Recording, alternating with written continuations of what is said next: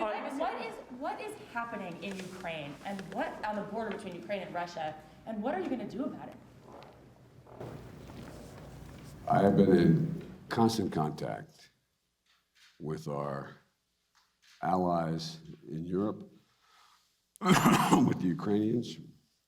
My Secretary of State and National Security Advisor have been engaged extensively. And what I am doing is putting together what I believe will be the most comprehensive and meaningful set of initiatives to make it very, very difficult for Mr. Putin to go ahead and do what people are worried he may do.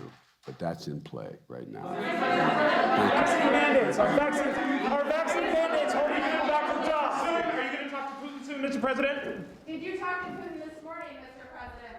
No.